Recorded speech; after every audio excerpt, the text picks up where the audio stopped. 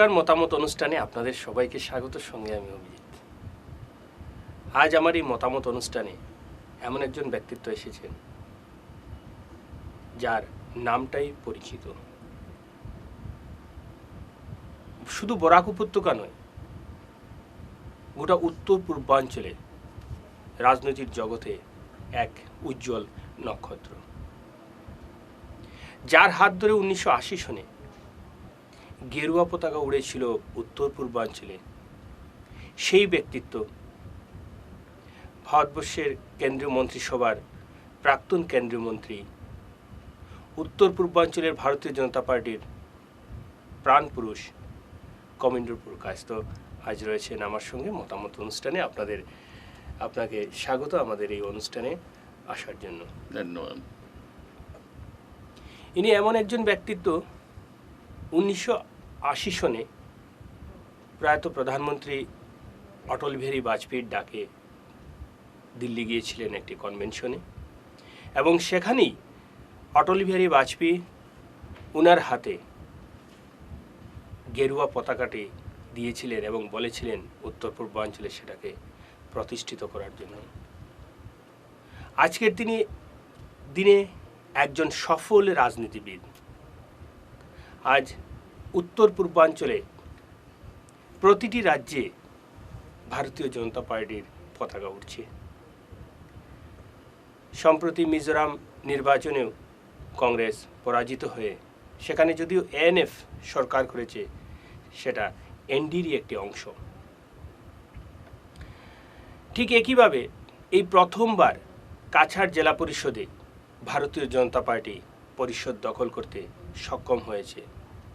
16টি আসন নিয়ে জেলা পরিষদ দখল করেছে এবং কাছাড়ের 15টি পঞ্চায়েতের মধ্যে এখন পর্যন্ত 12টি পঞ্চায়েত ভারতীয় জনতা পার্টির হাতে সংখ্যাগরিষ্ঠ হয়ে আছে। সুতরাং আমরা যদি দেখি যে 1980 সনে যে ব্যক্তির হাত ধরে উত্তর পূর্বাঞ্চলে ভারতীয় জনতা পার্টির জয়যাত্রা শুরু হয়েছিল, আজকের দিনে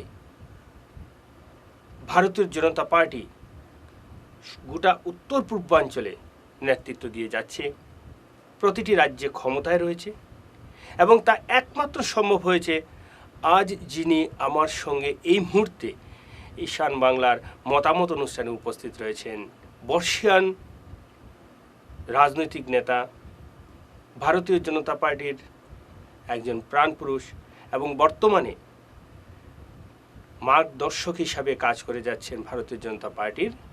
আজ ওনাকে আমরা আমন্ত্রণ জানিয়েছি। আমরা বিভিন্ন বিষয়ে ওনার সঙ্গে আজ আমি কথা বলবো, তাই আমরা কথা না বাড়িয়ে সরাসরি চলে যাচ্ছি আমি আমাদের আজকের যে অনুষ্ঠানে যিনি অতিথি ওনার কাছে।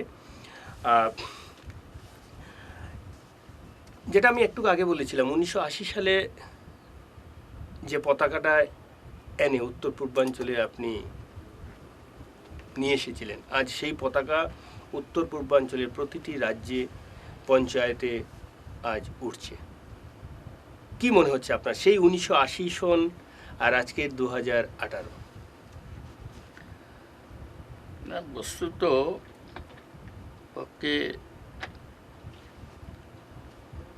সেটা বিরাট এক ইতিহাস।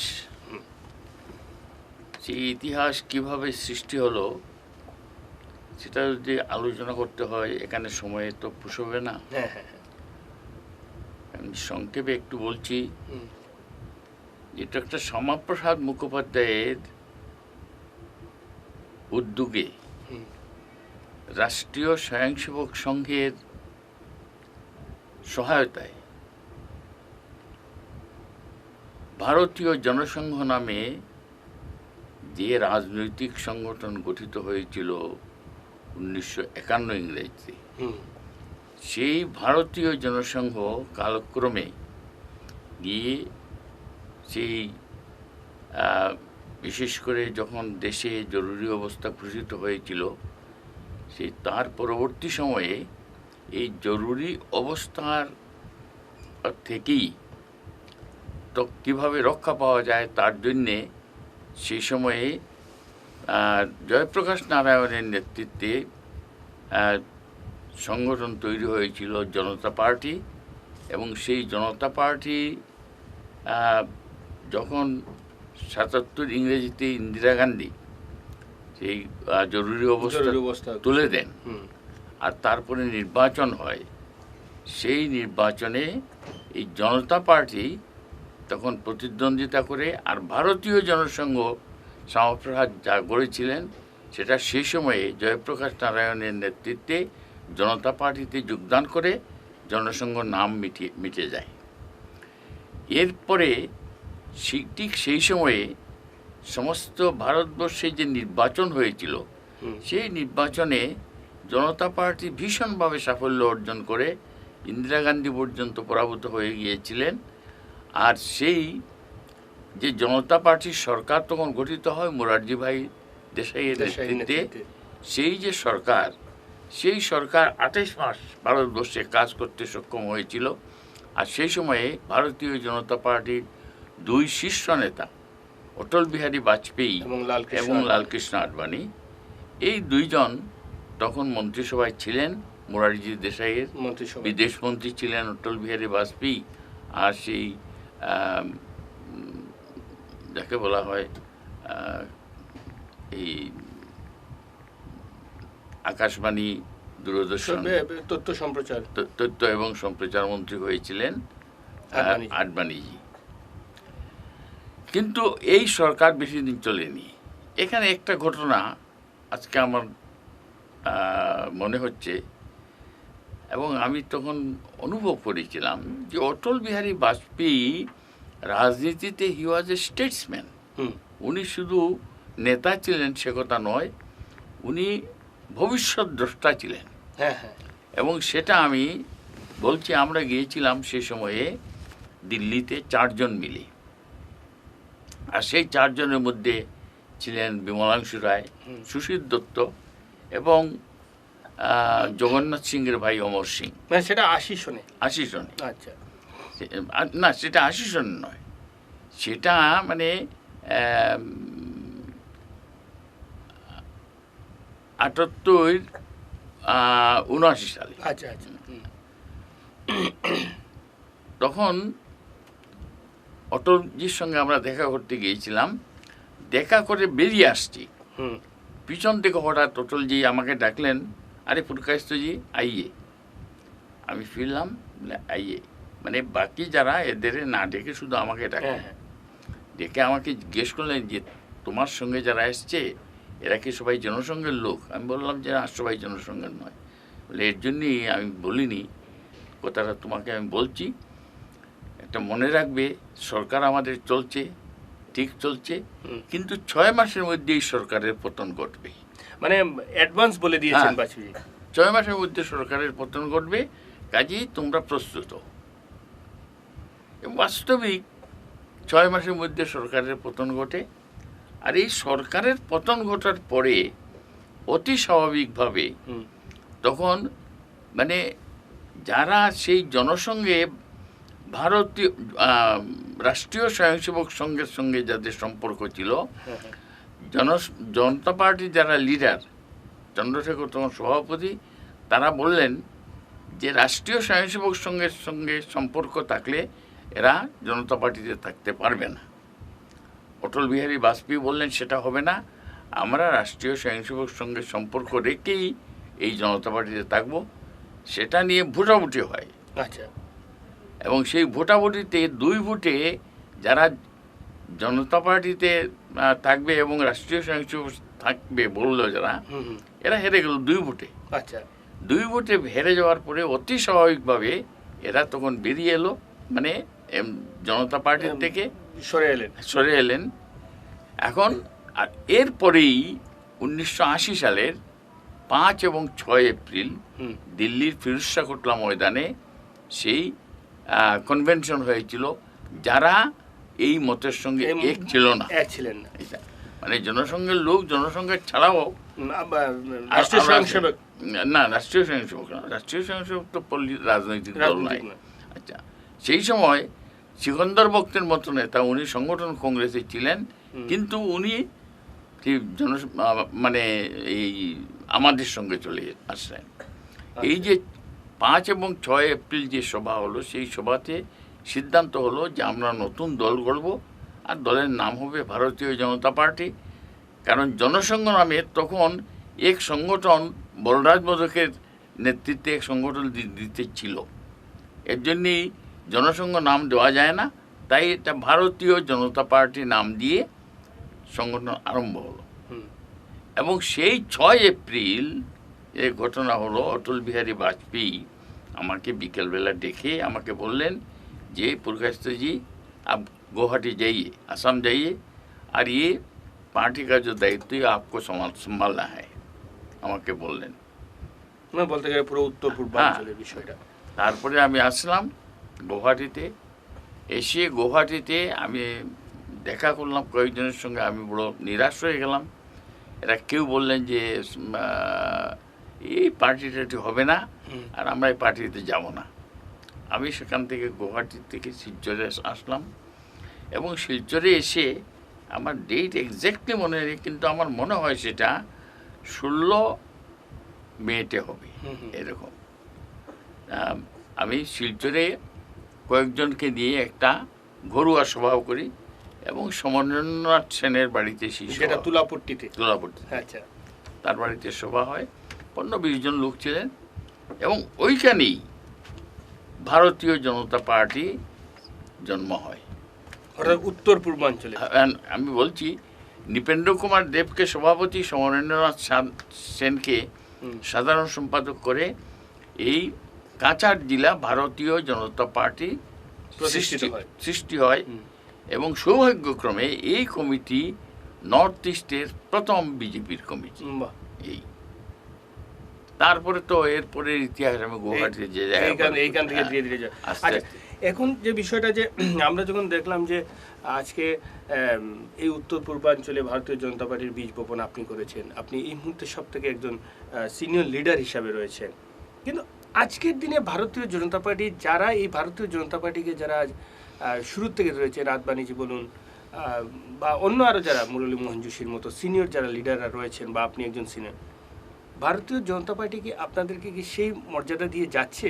বর্তমান যে যে কমিটি বা যে সংগঠন রয়েছে সেটা কি আপনাদেরকে ঠিক সঠিক মর্যাদা দিতে পারছে? দেখুন,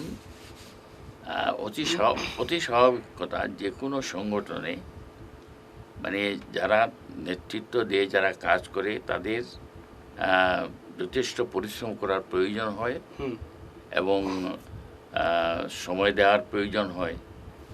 যারা বয়স্ক যারা হয়ে যায় তাদের পক্ষে সেটা সম্পূর্ণরূপে সম্ভব হয় না। তাই বলে তাদের দায়িত্ব হয়তো কমে যায়, কিন্তু তাদের সম্মান কমে না। আজকে লালকৃষ্ণ আডবাণীর কোনো স্পেসিফিক কোনো দায়িত্ব নেই, এটা ঠিক, কিন্তু লালকৃষ্ণ আডবাণীর সম্মান ঠিকই আছে। আমি সেটা মনে করি। কাজেই দেখাতে যেরকম ঠিক সেরকম নয়, কারণ যেহেতু এরা ফুললি অ্যাক্টিভ নন, মানে বয়সের দিকে বা ফুললি অ্যাক্টিভ নন, কাজেই অতি স্বাভাবিকভাবে একেবারে সামনের লাইনে এদের দাঁড় করিয়ে কাজ করানো অসুবিধা অতি স্বাভাবিক। সেটা আমি নিজেও অনুভব করি। বয়স হয়ে গেছে, আগে যেরকম পরিশ্রম করতে পারতাম এখন তো সেরকম পারি না, এবং এর জন্যে যদি আজকে হঠাৎ করে দিল্লিতে যাওয়ার প্রয়োজন হয় তাহলে আমার পক্ষে সম্ভব অসুবিধা। এইটা কিছু থাকে, এইটার থেকে অনেক সম্মানটা থেকে যায়, কিন্তু দায়িত্বটা কমে গেছে। দায়িত্ব কমে যায়। এটা নিয়ে অনেকে বলেন যে এদের সম্মান দেওয়া হয় না।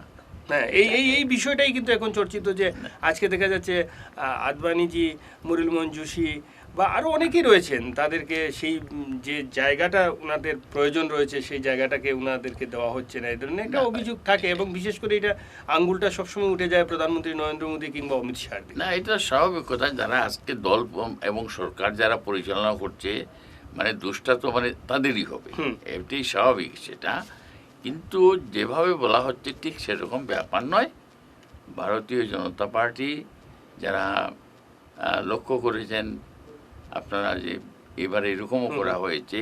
আগে একটা ছিল যে 75 বছর বয়স হয়ে গেলে আর কেউ নির্বাচনের প্রতিদ্বন্দ্বিতা করতে পারবেন না। হ্যাঁ হ্যাঁ নরেন্দ্র মোদী বলেছেন যে না, সেটা নয়, যারা সক্ষম হয়ে কাজ করতে পারবে, বয়স বেশি হলেও তাদের নির্বাচনের প্রতিদ্বন্দ্বিতা করতে দেওয়া হবে। আচ্ছা, এবারে আছি আমি পঞ্চায়েত নির্বাচনে, যেটা আমাদের এই সদ্য সমাপ্ত হয়ে গেল। কাছাড় জেলায় প্রথম পঞ্চায়েত আপনারা দখল করতে পেরেছেন। একটা কথা বারবার উঠে এসেছে যে ভারতীয় জনতা পার্টি জনগণের যতটুকু আস্থা পেয়েছে তার থেকে বেশি সরকারি মেশিনারিকে ব্যবহার করে আপনারা এবার পঞ্চায়েত দখল করেছেন। এটা তো সম্পূর্ণ মিথ্যে কথা। ভারতীয় জনতা পার্টি আদর্শবাদী রাজনৈতিক দল। আর আদর্শবাদী রাজনৈতিক দলের অর্থ হচ্ছে যে সে অতি স্বাভাবিকভাবে যেটা অনৈতিক কোনো কাজ করবে এবং সেটাকে মদত দেওয়া হবে, সেটা মনে করার কোনো কারণ নেই। সুতরাং এই যে ভারতীয় জনতা পার্টি সরকারের মদত পেয়েছে আর এর জন্য করেছে, সেটা নয়। ভারতীয় জনতা পার্টি দীর্ঘদিন থেকে সংগঠন করে, সংগঠনকে আমরা শক্তিশালী করার আমরা প্রচেষ্টা সবসময় করি এবং দল শক্তিশালী হয়েছে। এবং অতি স্বাভাবিকভাবে নরেন্দ্র মোদীর এই যে গত 4.5 বছরের ভারতবর্ষের যে শাসন, সেটাতে মানুষ বুঝতে পেরেছে যে নরেন্দ্র মোদীর দ্বারা ভারতবর্ষের সম্মান বেড়েছে, ভারতবর্ষের গৌরব বেড়েছে এবং ভারতবর্ষ পৃথিবীর মধ্যে একটা শক্তিশালী রাষ্ট্র হিসাবে তার নিজেকে প্রতিষ্ঠিত করতে সক্ষম হয়েছে। আর ভারতবর্ষের মানুষ এই কারণে নরেন্দ্র মোদীর প্রতি আস্থা রাখে, আর সেটাও নির্বাচনে ভারতীয় জনতা পার্টি এগিয়ে যাওয়ার পক্ষে সহায়ক আমি মনে করি। যে নিশ্চিত রূপে দেখুন, মানে পঞ্চায়েত নির্বাচনের কথা যখনই আমরা বলবো, একদিকে নরেন্দ্র মোদী, আরেকদিকে সর্বানন্দ সোনোয়াল। সর্বানন্দ সোনোয়াল সম্পর্কে আমরা গর্ব করে বলতে পারি যে লোকটা কোনো ধরনের অনৈতিক বা দুর্নীতির মধ্যে না থেকে দুর্নীতিকে সমূলে উৎপাটিত করে এক মানে সম্পূর্ণ স্বচ্ছ রাজনীতি তৈরি করার চেষ্টা উনি করছেন এবং সেটা মনে প্রাণে করছেন। এটা আমি তো জানি। এমন একটা ঘটনা, আমি নাম বলবো না, একজন আমাদের মানে দলের মস্ত বড় অধিকারী একজন, ওনার কিছু উল্টোপাল্টা কাজ উনি করেছিলেন, যার জন্যে আমাদের মুখ্যমন্ত্রী তাকে ডেকে নিয়ে তাকে বলে দিয়েছেন এরকম করলে পার্টি থেকে বের করে দেবো। মানে এতটুকু কড়া মনোভাব। হ্যাঁ, মানে জিরো টলারেন্স যাকে বলা হয় দুর্নীতির ব্যাপারে, সেটা নিয়ে আমরা কাজ করি। সুতরাং যে ভারতীয় জনতা পার্টি সরকারের দৌলতে নির্বাচনে জিতেছে এটা নয়, ভারতবর্ষের মানুষ এবং বিশেষ করে আজকে তো আমি গর্ব করে বলি যে গ্রাম কাছারে ভারতীয় জনতা পার্টির যে প্রভাব, সেই প্রভাবটা এবারকার পঞ্চায়েত নির্বাচনে প্রমাণিত হয়ে গেছে। একটা বিষয় যে ভারতীয় জনতা পার্টিকে একটা সাম্প্রদায়িক দল হিসাবে বিভিন্ন রাজনৈতিক দল সেটাকে ফোকাস করে রাখে। এবারের পঞ্চায়েতে কি আপনি মনে করেন যে আপনাদের পক্ষে মুসলিম ভোট এসেছে, বা আসলেও কি ধরনের, আগের চেয়ে বেশি না কম এসেছে মুসলিম ভোট? মুসলিম ভোট আগের থেকে তো বেশি এসছে, এর মধ্যে কোনো ইয়ে নেই। কারণ আমরা এবারে মানে অনেক প্রার্থী যখন আমরা দিই, তখন অনেক প্রার্থী আমরা দিয়েছি মুসলিম প্রার্থী। এবং মুসলিম প্রার্থীর মধ্যে আজকে সোনাই কনস্টিটিউয়েন্সিতে বাঘপুর নিয়াইগ্রাম পঞ্চায়েত, যেখানে প্রায় 10% মুসলিম জেলা, সেই পঞ্চায়েত ভারতীয় জনতা পার্টি দখল করেছে। কিন্তু 3টে জেলা পরিষদ কিন্তু আপনারা হেরেছেন। না, সেই সোনাইতে জেলা পরিষদ তো শুধু মানে সোনাইতেই হেরেছে তা নয়, 4টার মধ্যে 3টে মেজর, অন্য জায়গাতে আমরা হেরেছি। আমি বলি যে সোনাইতে আমরা যেটা পেয়েছি সেটাই তো যথেষ্ট। আজকে সোনাইতে একটা আমরা জেলা পরিষদ পেয়েছি, আমরা কয়েকটা গ্রাম পঞ্চায়েত আমরা পেয়েছি, আঞ্চলিক পঞ্চায়েত পেয়েছি, আর গত নির্বাচনে আমরা এমএলএ পেয়েছি সোনাই থেকে। কাজেই সেটা তো বোঝা যায় যে ভারতীয় জনতা পার্টির প্রতি যারা সংখ্যালঘু যারা, এরাও আকৃষ্ট হচ্ছেন ধীরে ধীরে। সমস্ত ভারতবর্ষে যেরকম হচ্ছে সেখানেও এখানেও মানে আগের তুলনায় এখন বাড়ছে। হ্যাঁ, নিশ্চিত। এটা যেমন আমরা এবার যদি কাছাড়ে যদি দেখি, যেগুলো সংখ্যালঘু অধ্যুষিত যে এলাকা রয়েছে, যেমন আপনার পশ্চিম লক্ষ্মীপুর, যেটা বাঁশকান্দি, বৃহত্তর বাঁশকান্দি নিয়ে, সেখানে কিন্তু আপনারা দখল করতে পারেননি। বা সুনাইতে আমরা দেখেছি যে সুনাইর আপনার একটা আসন ছাড়া, শুধু হ্যাঁ। পশ্চিম সুনাই ছাড়া বাকিটা কিন্তু আপনাদের হাতছাড়া হয়েছে। সেম একইভাবে আমরা ধলাইতে যে আসনটা আপনাদের হাতছাড়া হয়েছে, সেখানে কিন্তু সংখ্যালঘুর একটা বিশাল জায়গা রয়েছে। আমরা বড়খোলাতেও সেই একই দৃশ্য।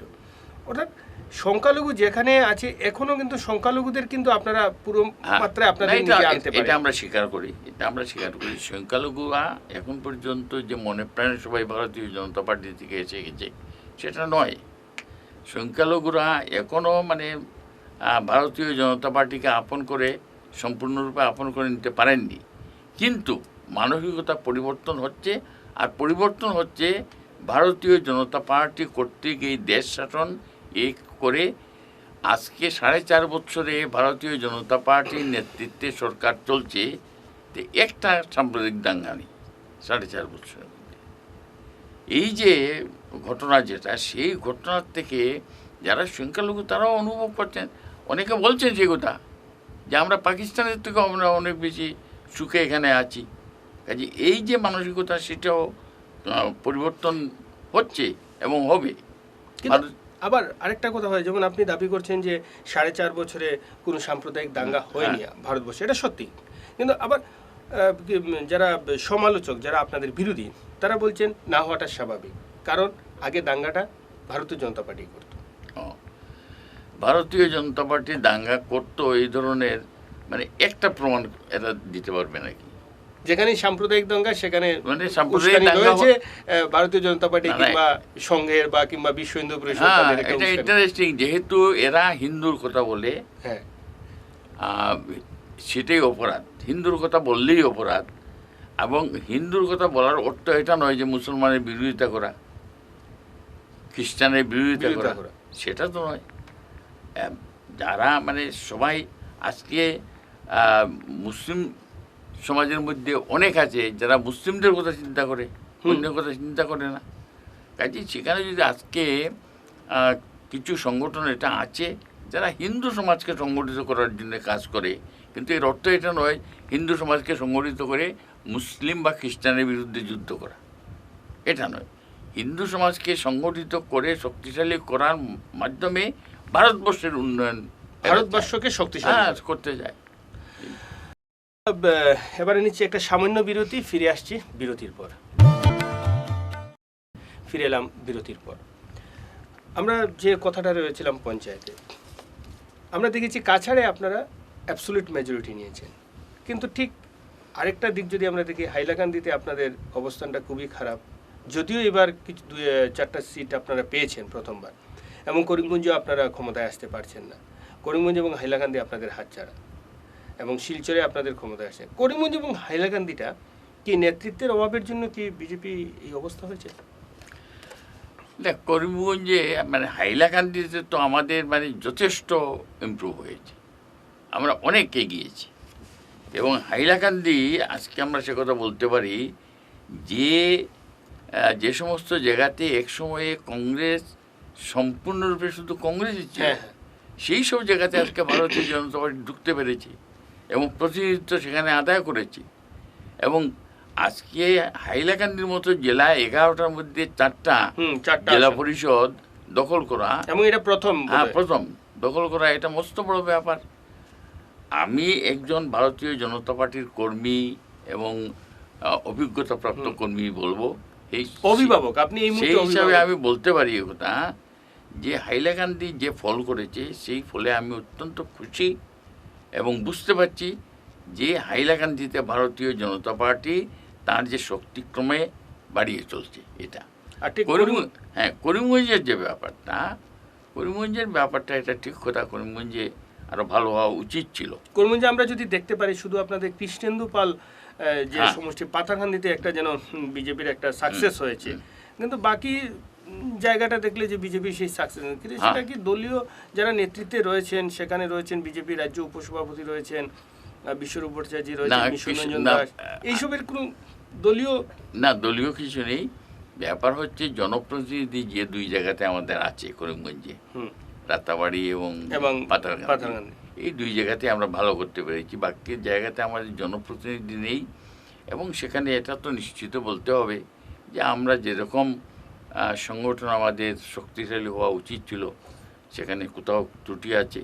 আমি আমি আমি সম্পূর্ণ বিশ্বাস করি যে এই ত্রুটি দূর করে ভারতীয় জনতা পার্টিকে শক্তিশালী করে আমাদের যে দুর্বলতা আছে সেটাকে আমরা দূর করতে সক্ষম হব। কারণ করিমগঞ্জে যারা কর্মী এরা অত্যন্ত সৎ এবং নিষ্ঠাবান কর্মী, এবং সেই কর্মীরা যখন মন প্রাণ দিয়ে যখন কাজ করবে তখন নিশ্চয়ই এখনকার অবস্থা পরিবর্তন হবে। না, আমরা যদি দেখি যে আপনি এখন বলেছেন যে করিমগঞ্জে যেসব আসন আপনাদের বিধায়ক নেই সেসব আসনই ফলাফল খারাপ হয়েছে, যেসব আসনে আপনাদের বিধায়করা রয়েছেন সেখানে আপনাদের ফলাফল ভালো হয়েছে। কিন্তু আমরা সেই যে যদি আমরা পরিসংখ্যানটা দেখি, আজকে কাছাড় জেলায় যে লক্ষ্মীপুরে কংগ্রেস ছাড়া কিছুই ছিল না, দীনেশ প্রসাদ গোয়ালা, তারপর রাজদীপ গোয়ালা, কিন্তু সেই জায়গায় দেখা গেছে যে বিজেপি এবার যেন একটা সুনামি বয়ে দিয়েছে। সেখানে তো আর আপনাদের কোনো বিধায়ক নেই, কিন্তু সেই জায়গায় আপনারা সফল হয়েছেন। ঠিক পাশাপাশি উত্তর করিমগঞ্জে কিন্তু আপনারা একদম সফল হতে পারেন না, এটা ঠিক। উত্তর করিমগঞ্জে কংগ্রেসের বিধায়ক, এবং এটা তো ঠিক কথা, সে প্রভাব বিস্তার করতে পেরেছে, যার জন্য আমরা করিমগঞ্জে ভালো ফল করতে পারিনি। এবং লক্ষ্মীপুরের যে ব্যাপারটা, লক্ষ্মীপুরের ব্যাপারটা এটা ঠিকই চমৎকার ব্যাপার। এখানে কোনো জনপ্রতিনিধি আমাদের নেই, না থাকা সত্ত্বেও আপনারা শুধু দলের যারা কর্মী এদের দিবারাত্র পরিশ্রম করার ফলে এবং জেলার যে নেতৃত্ব সেই নেতৃত্ব সেটাকে সঠিকভাবে পরিচালনা করতে সক্ষম হয়েছে, যার জন্য আমাদের লক্ষ্মীপুরের রেজাল্ট খুব ভালো হয়েছে, এটা সত্যি কথা। আচ্ছা, এখন একটা খুব গুরুত্বপূর্ণ বিষয় আসছে, এখনো পঞ্চায়েতের জেলা পরিষদ গঠন হয়নি, এবং আমরা দেখেছি যে সভাপতি নিয়ে একটা দৌড়ঝাঁপ শুরু হয়েছে। 3 জন এই মুহূর্তে সরাসরি আলোচনা রয়েছেন। পশ্চিম শিলচর থেকে রামকৃষ্ণ সিনহা, পূর্ব আলগাপুর থেকে অমিতাভ রায় এবং মধ্য ধলাই থেকে শশাঙ্ক পাল, এবং 3 জন ব্যক্তি ওনাদের পিছনে রয়েছেন। শশাঙ্ক পালের ঘনিষ্ঠতা পরিমল শুক্লবুদ্ধের সঙ্গে, রামকৃষ্ণ সিনহার ঘনিষ্ঠতা দিলীপ পালের সঙ্গে, অমিতাভ রায় হলেন কৌশিক রায় ভাই। এই ক্ষেত্রে মানে ভারতীয় জনতা পার্টি এখন এই জায়গাটা কিভাবে বের করে আপনারা আনবেন যে কাকে সভাপতি করার মতো এখন, এবং আপনি আজকে দলের মার্গদর্শক, আপনি একজন অভিভাবক, যদি আপনার উপরে দায়িত্ব দেওয়া হয় যে আপনি একজন চেয়ারম্যান সিলেক্ট করে আপনি বলে দিন উনাকে আমরা চেয়ারম্যান, তাহলে আপনার পছন্দে কাকে? দেখুন, মানে কোনো ব্যক্তিগত পছন্দের কোনো প্রশ্ন এখানে আসে না, হচ্ছে সংগঠনের ব্যাপার। যে আজকে আমরা এই যে 3 জনের কথা বলা হয়েছে, ঠিকই আমিও শুনি এদের নাম, এরা দাবিদার, কিন্তু দাবিদার হলেই তো হবে না। কাজে আমাদের যে সংগঠন আছে, সংগঠন এই ব্যাপারে বসে আলাপ আলোচনা করে স্টেটের সঙ্গে কথাবার্তা বলে আমরা সর্বসম্মতভাবে আমরা আমাদের সিদ্ধান্ত গ্রহণ করব। এখন পর্যন্ত রিজার্ভেশনের ব্যাপারে কিছু হয়নি, কারণ এইখানে কোনো জেন্টস খেলতে পারবে কিনা, লেডিস হবে কি হবে, এটা কিছু জানা যায়নি। এই অবস্থাতে এর জন্য আমরা এখনো কোনো আলোচনা এটা করিনি। তবে আমার বিশ্বাস যে আমরা সম্মিলিত প্রয়াসে আমরা আমাদের যে প্রেসিডেন্ট যে জেলা পরিষদের সেটা আমরা ঠিক করতে পারবো, কোনো অসুবিধা হবে। আচ্ছা, এই 3 জনের মধ্যে আমরা দেখেছি সব থেকে প্রবীণ রামকৃষ্ণ সিনহা, সব থেকে প্রবীণ। তিনি দীর্ঘ বছর থেকে ভারতীয় জনতা পার্টির সঙ্গে জড়িত রয়েছেন, সেটা আপনারও জানা। আজকের দিনে যদি প্রাধান্যটা কাকে, প্রবীণ না নবীনদের দিকে আপনি, না আপনার মতামতটা? আমার ব্যক্তিগত মতামত হচ্ছে যে যাকে দায়িত্ব দিলে সংগঠনের কাজ এবং সমাজের কাজ ঠিকমতো চলবে, যে সব থেকে ভালো করে সেটা চালাতে পারবে, তাকেই দেওয়া উচিত, এবং সেটা চিন্তা করেই আমরা সিদ্ধান্ত নেব। না, ওইটাই, আপনি আজকে দীর্ঘদিন থেকে কাছাড়ের রাজনীতিতে রয়েছেন ভারতীয় জনতা পার্টির, এবং যে 3 জনকে এই মুহূর্তে আমরা প্যানেলে যে দেখছি, আমরা যে কথাগুলো শুনছেন বা আপনিও শুনছেন, সেই 3 জনের মধ্যে আপনার কাছে কারকে সংগঠন হিসেবে একজন অভিজ্ঞ? হ্যাঁ, সংগঠনের হিসাবে তো যদি দায়িত্বের কথা চিন্তা করতে হয়, দায়িত্বের কথা চিন্তা করলে পরে যেমন আছে রামকৃষ্ণ যেমন আছে, শশাঙ্ক ঠিক তেমনি আছে। কাজেই এটা সমস্ত দিক বিচার বিবেচনা করে যে বললাম দল এবং সমাজের হুম। যাকে করলে সবচেয়ে বেশি লাভ হবে ভারতীয় জনতা পার্টি তার কথাই চিন্তা করবে।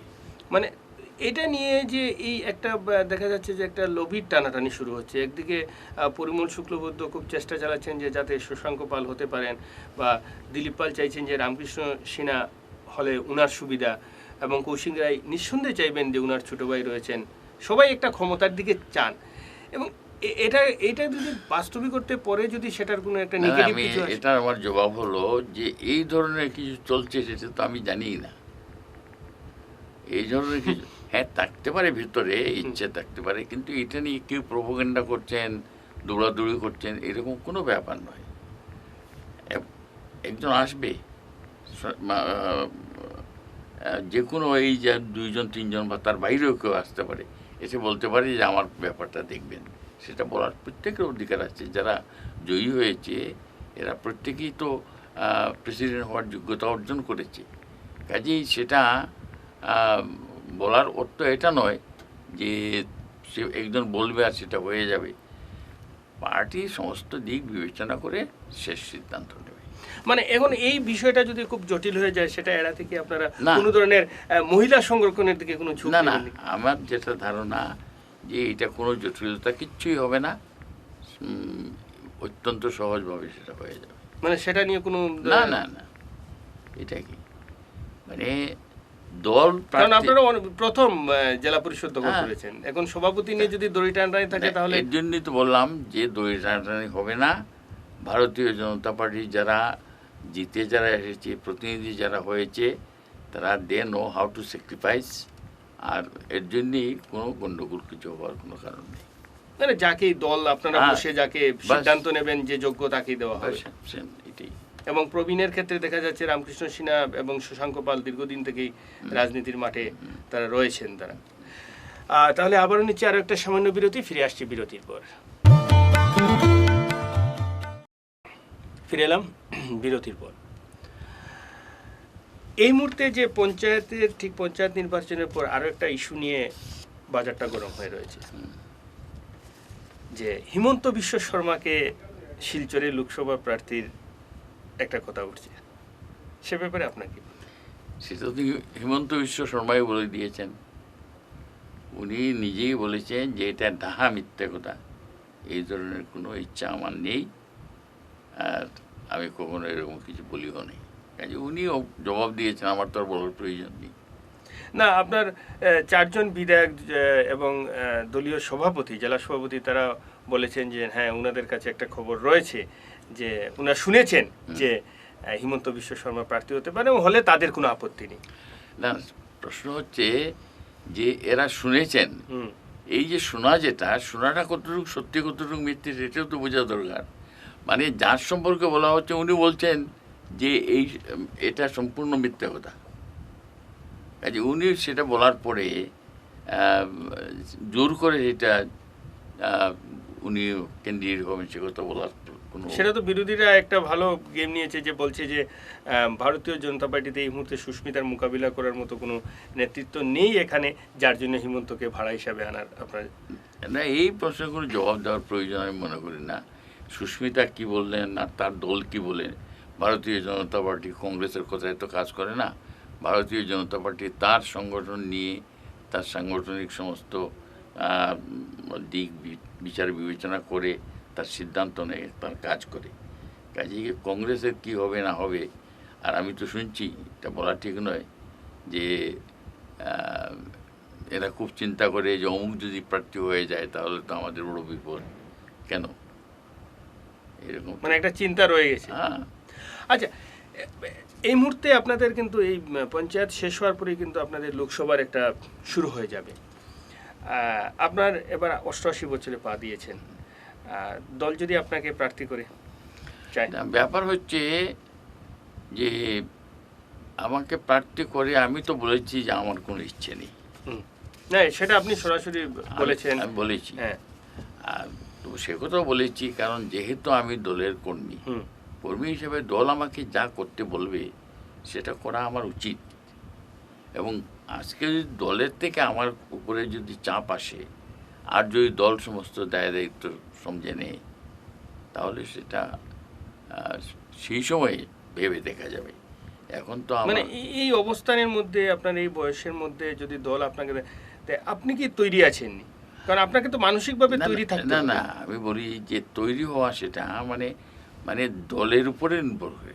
দল দল আপনাকে ধরুন, দল- দল আপনাকে চাইছে যে সুস্মিতাকে মোকাবিলা করার জন্য কমলেন্দু কায়েস্ত মহাশয়কে যদি দেওয়া যায়, কারণ এটা নিয়ে কংগ্রেসের ভিতরে রয়েছে, যদি সুস্মিতাকে মোকাবিলা করতে হলে কমলেন্দু কায়েস্তের মতো একজন তাবড় নেতার প্রয়োজন, এবং সেই ক্ষেত্রে যদি দল আপনাকে চাইতে, আপনি তো সেটা নিয়ে মানসিকভাবে তৈরি হতে না হবে। না, আপনি কি মানসিকভাবে তৈরি আছেন? আমি তো বলেই দিয়েছি যে দল যদি সিদ্ধান্ত নেয়, হুম। দলের সিদ্ধান্তের বিরুদ্ধে আমি যাব না। মানে আপনি ময়দানে থাকবেন? আর দলের সিদ্ধান্তের বিরুদ্ধে আমি যাব না। ময়দানে থাকা না থাকা সেটার পরের প্রশ্ন। মানে দল আপনার চাইলে, দলের আপনি যে সিদ্ধান্ত নেবে, যে সিদ্ধান্ত নিল যে আপনাকে এই ব্যাপার প্রার্থিত করতে হবে, দল তখন আপনি তৈরি থাকবেন? আর দল সিদ্ধান্ত জন্য দলের সিদ্ধান্ত মানতে হবে। ধরুন, আপনি একদিকে বলেছেন যে, একবার বলেছেন যে আপনি এই মুহূর্তে আপনি নিজেও স্বীকার করছেন আজ বয়স 88 বছর, তারপরে আমরা দেখছি যে এই বয়সে আপনি যেভাবে দলের জন্য যেভাবে বিভিন্ন দিকে ছুটাছুটি করছেন, আমরা পঞ্চায়েত নির্বাচনে দেখেছি যে একের পর এক জনসভা করে যাচ্ছেন, আমরা কখনো বুঝতে পারি না যে আপনার বয়সটা 88 হয়েছে। এবার জন্মদিনে অনেকেই তাক লেগেছেন যে আপনার 88 বছরে আপনি এইভাবে দৌড়ঝাঁপ করছেন, আপনাকে দেখে মোটেই মনে হয় না। হ্যাঁ, সুতরাং আপনার এখনো আমরা দেখতে পাচ্ছি যে একটা আলাদা একটা স্পিরিট রয়ে গেছে আপনার মধ্যে। এর জন্য তো বললাম যে দলের সিদ্ধান্ত আমার সিদ্ধান্ত, বাস। আপনাকে বাদ দিয়ে ধরুন, আপনি বলে দিয়েছেন যে আপনি ততটুকু ইচ্ছা প্রকাশ করছেন না নিজের থেকে, দল চাইলে আপনি করবেন। এই মুহূর্তে আপনার বিকল্প হিসাবে আপনি কাকে মনে করেন শিলচর লোকসভা আসনে? এই প্রশ্নের জবাব দেওয়া বড় কঠিন। আর প্রার্থী অনেকে আছেন, অনেকে প্রার্থী আছেন, মানে বিকল্প হিসেবে কাউকে আমি এখনো ভাবছি না। যদি সেই পরিস্থিতি আসে তখন নিশ্চয়ই চিন্তা ভাবনা করব আমরা, করে যারা প্রার্থী হতে চান তাদের মধ্যে যাকে প্রার্থী করলে দলের সবচেয়ে বেশি লাভ হবে, দল জয়ী হতে পারবে এবং তার কাছ থেকে তার নির্বাচন চক্রের মানুষ সুযোগ সুবিধা লাভ করতে পারবে, তাকেই আমরা ঠিক করব। না, যে কথাটা যে ধরুন আপনাকে আমরা সরিয়ে রাখলাম, কারণ আপনি এত বছরের অভিজ্ঞ রাজনীতি, এবং আপনি একমাত্র যে সন্তোষ মনকে দেবকে হারিয়েছেন দুবার, আপনি সাংসদ হয়েছেন, সুতরাং আপনার দিকটা আলাদা। আপনার অবর্তমানে আপনাকে বাদ দিয়ে সুস্মিতাকে কি মোকাবিলা করার মতো এই মুহূর্তে কাছাড় কংগ্রেসে বিজেপিতে কোনো নেতৃত্ব আছেন? কাউকে যে মোকাবেলা করার ব্যাপারটা যেটা, সেটা তো শুধু প্রার্থী মোকাবেলা করবে না, দল করবে। হ্যাঁ, দল করবে, সংগঠন করবে। তার মধ্যে প্রার্থীর একটা ব্যক্তিত্ব থাকতে হবে। ইয়েস, আমি মানি, কিন্তু এইটাই সব না যে প্রার্থী মোকাবেলা করতে পারবে। আর প্রার্থীকে দিয়ে মোকাবেলা করাতে হবে, সংগঠন করা হবে, সে যেই হোক না। তারপর তো প্রার্থীর একটা প্রয়োজনীয়তা রয়েছে এখানে, অন্য যে কোনো কেউকে যদি আপনি হঠাৎ করে বসিয়ে দেন। এর জন্য বললাম আমাদের তো প্রার্থী অনেক, কাজে সেই প্রার্থীদের মধ্যে এখন যোগ্য আছেন কি? যোগ্য তো নিশ্চয়ই না, সুস্মিতার সঙ্গে মোকাবিলা না, সুস্মিতার সঙ্গে যোগ্য আমরা মানে যোগ্য না থাকলে যোগ্য করে তুলবো, সংগঠন সেটা করবে। মানে সেটার জন্য কোনো চিন্তা নেই? না না না, বা বাইরে থেকে কাউকে আনতে হবে না? বাইরে থেকে আনার কোনো প্রয়োজন আমি তো মনে করি না। কিন্তু যেমন মধ্যে মধ্যে একটা কথা উঠে আবার বিশ্বরূপ ভট্টাচার্যের কথা, কি এই সমস্ত কোনো মানে বেসলেস এই সমস্ত কথা। মানে আমাদের কাছাড়েই রয়েছেন যে সুস্মিতার মোকাবিলা করার মতো বিজেপিতে অনেক নেতারা রয়েছেন, আপনি যেটা বলতে চাইছেন। আছে, কারণ মোকাবিলা তো এটা 25% ক্যান্ডিডেট, 75% অর্গানাইজেশন, সংগঠন। কাজেই একজন প্রার্থীর জেতা এবং হারা যেটা সেটা নির্ভর করবে সংগঠনের উপরে। মানে আর আমাদের সংগঠন সেরকম প্রস্তুত আছে যে আমরা যে কোনো ক্যান্ডিডেটকে আমরা জিতিয়ে নেওয়ার মতো আমরা অবস্থা আছে। 2019-এ শিলচর লোকসভা আসন যে দখলের যে বিষয়টা, সেটাকে আপনারা কতটুকু গুরুত্ব দিচ্ছেন? সেটাকে সেই আসনটা দখলের জন্য কি? না, যথেষ্ট গুরুত্ব দেওয়া হচ্ছে। এটা কারণ Silchar it is a prestigious seat. Seat. কাজে অতি স্বাভাবিকভাবে এই সিটটা জেতার জন্যে আমাদের প্রচেষ্টা আগের থেকে আরম্ভ হয়ে গেছে এবং সেই কাজ চলছে। প্রার্থী পরে দেখা হবে। হ্যাঁ, আর একটা বিষয়, আমাদের অনুষ্ঠান প্রায় শেষ করার দিকে এসে গেছি। এখন যে বিষয়টা আমরা দেখেছিলাম যে নাগরিকত্ব বিল এবং এনআরসি নিয়ে গোটা আসামে একটা তুলপাড় সৃষ্টি হয়েছিল। বিভিন্ন সংগঠন, ব্রহ্মপুত্র উপত্যকায় প্রায় 60টি সংগঠন প্রতিদিনই আন্দোলন চালিয়ে গিয়েছিল নাগরিকত্ব বিলের বিরোধিতা করে। কিন্তু পঞ্চায়েত নির্বাচনে দেখা গেল যে ব্রহ্মপুত্র উপত্যকার মানুষই কিন্তু ওইসব সংগঠনের যাদের কথা বা গুরুত্ব দেননি। হ্যাঁ, তাহলে আপনি কি মনে করেন যে এই নাগরিকত্ব বিল আসামের মানুষ কি আলটিমেটলি গ্রহণ করবেন? নাগরিকত্ব বিল তো গ্রহণ তো আসামের তো লোক গ্রহণ করছেই। Bharatiya Janata Party as a political organization and ruling force সেই বিলটাকে আনার জন্যে, বিলটা পাস করার জন্য কাজ করছে। এবং আজকে যেটা প্রমাণিত হয়ে গেছে পঞ্চায়েত ভোটে, যে আসাম প্রদেশের গ্রাম আসামের যারা লোক, যারা মানুষ, যারা এরাও এই ভারতীয় জনতা পার্টির যে চিন্তা নাগরিকত্ব বিল সম্পর্কে সেটাকে মেনে নিয়েছেন।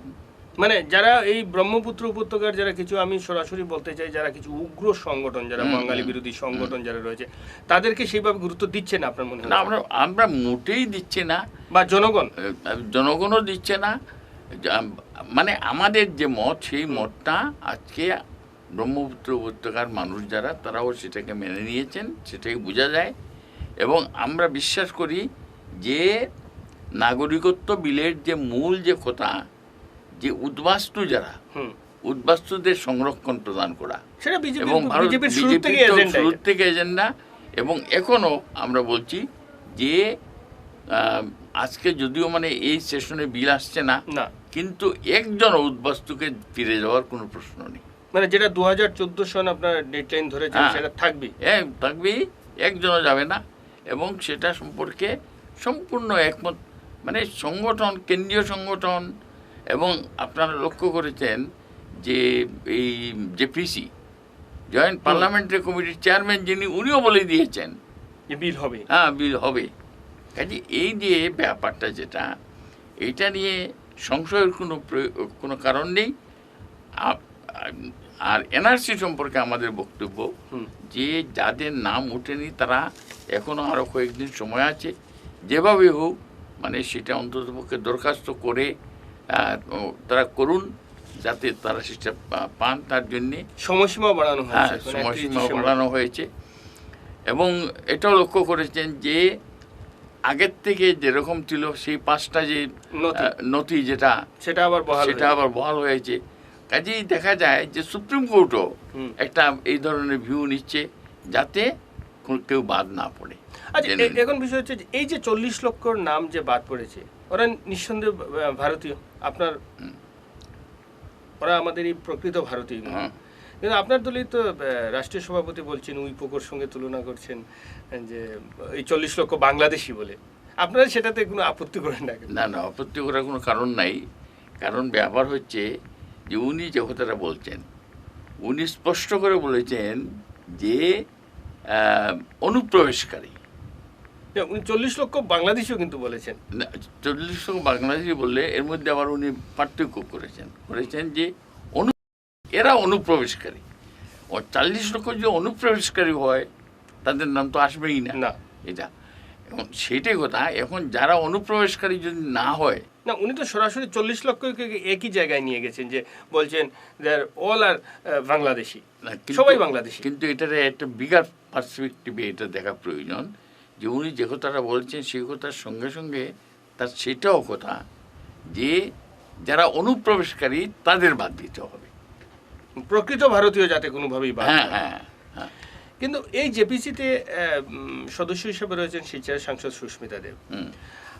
ওনার বক্তব্য বলে আপনি বিভিন্ন সময় নাগরিকত্ব বিল নিয়ে যেসব কথা বলেন, ওনার বক্তব্য বলে উনি কিছুদিন আগে একটা প্রেস কনফারেন্স করেছিলেন, সেখানে তিনি বলেছেন যে ওনার কষ্ট হয় যে আপনি একজন সিনিয়র লিডার, আপনি পার্লামেন্টের একজন প্রতিনিধি ছিলেন। জেপিসির ভিতরের কথাগুলো আপনি কিভাবে জানলেন? তার মানে আপনি এই বিভ্রান্তকর কথা বলে জনগণকে ইয়ে করেছেন। আপনি সুস্মিতার এই জেপিসি এবং ইয়ে নিয়ে আপনার কি মনে হচ্ছে? না না, সুস্মিতার কোনো জবাব দিতে আমি এর জন্য রাজি নই, কারণ সুস্মিতার কথার কোনো আগাও নেই, গোড়াও নেই। শিলচরে এক কথা, গুয়াহাটি এক কথা, দিল্লিতে আরেক কথা উনি বলে যাচ্ছেন। কাজেই তার যে বলার, সেই বলার কোনো গুরুত্ব আছে সেটা আমাকে উনি বলছেন যে আমি কোনো ইয়ে করিনি, ও এই বিলের সমর্থন আমি করি, এটা উনি বলছেন। আর আমি তো ভিতরের খবর পেয়েছি যে জেপিসির মিটিংয়ে উনি যে কথা বলেছেন যে he is in the line of Congress. কংগ্রেসের যে লাইন, কংগ্রেসের লাইন হলো যে এটা পাস না হওয়া, মানে তিনি সেই বিলের পক্ষে।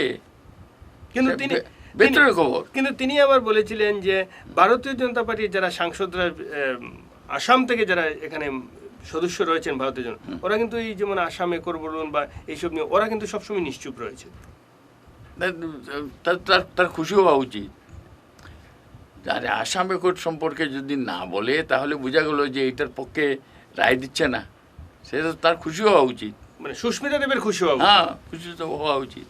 তার মানে সুস্মিতা দেবের যে বিষয়টা, যেমন এখানে এসে যেভাবে কথা বলছেন যে নাগরিকত্ব নিয়ে, এবং সেখানে গিয়ে তো উনার অবস্থানটা পাল্টে যায়। মানে কি, যেভাবে মানে ভুবনেশ্বর কলিতা যেভাবে তাকে নিয়েছে, সেটা তো আমার মতে রীতিমতো অসম্মানজনক। হ্যাঁ, ভুবনেশ্বর কলিতা সরাসরি বলেছেন যে বিলের বিরোধিতা করছেন সুস্মিতা। আর উনি বলছেন যে আমি বিরোধিতা করছি না। আরে তোমার দলের এমপি বলছে আর তুমি আবার না বলছো। জেপিসি মিটিং থেকে খবর আসছে তুমি দলের লাইনের সঙ্গে আছো, সেটা বলে দিয়েছো। কাজেই তো সুস্মিতা দেবের কোনো কথার কোনো জবাব দেওয়ার প্রয়োজন আছে সেটা আমি মনে করি না। পঞ্চায়েতে আমরা দেখেছি কিছু পরে নিয়ে আগামী লোকসভা নির্বাচনে এই যে নাগরিকত্ব বিল যে সাবজেক্টটা রয়েছে, কারণ পঞ্চায়েতে কিছু ক্ষেত্রে যদি আমরা দেখি, কারণ পঞ্চায়েতের ভোটটা হলো কি ঘরের ভোট, ঘরের লড়াই, ভিতরের লড়াই। আর লোকসভা নির্বাচনটা হলো কি একটা পুরো বিশাল জায়গা নিয়ে। সেই জায়গায় কি সে সময় নাগরিকত্ব বিলের কোনো প্রভাব পড়ার কোনো আশঙ্কা রয়েছে? না, নাগরিকত্ব বিজেপি সেটা নিয়ে ব্যাকফুটে যেতে পারে না। নাগরিকত্ব বিলের প্রভাব যেটা, সেই প্রভাবটা ভারতীয় জনতা পার্টির পক্ষে আসবে, কারণ ভারতীয় জনতা পার্টি ছাড়া বাংলাদেশের হিন্দুদের নাগরিকত্ব প্রদানের কথা মুখ খুলে বলার সাহস কোনো দলের নাই, বিজেপি ছাড়া। আর শিলচর আসনে আগামী দিনে, আগামী লোকসভা আপনার কতটুকু আশাবাদী যে এই আসনটা পুনরুদ্ধার জিতবে সুস্মিতাকে হারানো, কংগ্রেসকে হারিয়ে। এখন তো আমরা দেখছি যে সুস্মিতাই কেই সিম্বলিক করে রাখা হয়েছে। সুস্মিতা সিম্বল হয়ে তাকে আমরা হারাবো না, সেটা একদম নিশ্চিন্ত। যে কোনো প্রার্থী দিয়ে আপনার এখান দুর্গ উদ্ধার করবে। আমরা অনেকক্ষণ ভারতীয় জনতা পার্টির উত্তর পূর্বাঞ্চলের প্রাণপুরুষ, বর্ষিয়ান নেতা সম্মানীয় কমীন্দ্রপুর কায়স্থ মহাশয়ের সঙ্গে অনেক বিষয় আমরা আলোচনা করেছি। আমরা আলোচনা শুরুতে ছিল কিভাবে ভারতীয় জনতা পার্টির উত্থান হয়েছিল। আমরা কথা বলেছি পঞ্চায়েত নির্বাচন নিয়ে, কে হবেন কাছাড়ের জেলা পরিষদের আগামী দিনের চেয়ারম্যান, সেটাও তিনি উত্তর দিয়েছেন রাজনৈতিকভাবে, যে সেটা দল বিবেচনা যাকে করবে। বা আগামী লোকসভা নির্বাচন নিয়ে আমরা চর্চা করেছি, এবং তিনি একটা কথা বলেছেন, দল যা নির্দেশ দেবে সেটাই মেনেই চলা হবে।